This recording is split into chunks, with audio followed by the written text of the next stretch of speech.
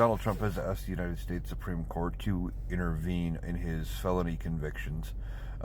He's trying to get the United States Supreme Court to tell Judge Juan Merchan that he must delay the sentencing that is set to happen Friday, just 2 days from now.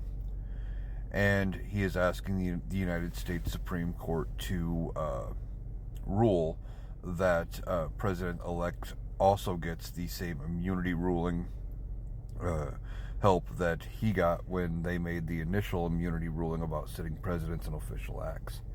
He's also asking them to side with him, saying that the prosecution shouldn't have been able to look at his social media posts or talk to any of his advisors, because any conversations they had were considered official acts of the president, even though they were about private matters, or and not what Donald Trump did was all to benefit Donald Trump, private citizen, not Donald Trump, president. And about the only thing he really did while president was sign the checks to repay Michael Cohen. Again, those are things that would protect or be part of your day-to-day life as a private citizen, not president of the United States.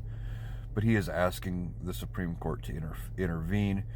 Now, the District Attorney's Office for the Manhattan District has until 10 a.m. tomorrow to prepare their brief for the Supreme Court for them to look at this. And normally the Supreme Court wouldn't interfere in these kinds of matters, but because it is Donald Trump and he appointed 3 of the justices, I guess it's possible. Now we'll see which way they rule on it. I don't entirely think that they will rule in Donald Trump's favor. He's asking them to stretch their already stretched ruling that they took a lot of backlash for with this immunity decision, and stretch it even further. But I guess we will find out if they do rule in Donald Trump's favor in the next day or so. He's also asking them to say that by getting sentenced, even if it is a sentence of unconditional discharge, which basically means he gets no punishment because they can't punish him the way they want to, that would be too restricting on him when he becomes president in about 10 days after this sentencing. So we will see what they end up ultimately doing here. I don't know. I don't expect them to get involved, but they might.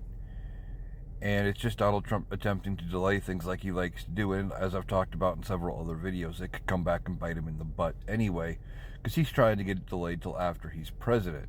Well, if he gets sentenced and gets the sentencing out of the way and gets this unconditional discharge where there is no punishment, then it's over and done with. If he delays it, the minute he's no longer president, he could be sentenced to prison time for each of the 34 felony charges, and that would be something that, where he thinks he's winning at this point, but he could end up actually losing in the long run.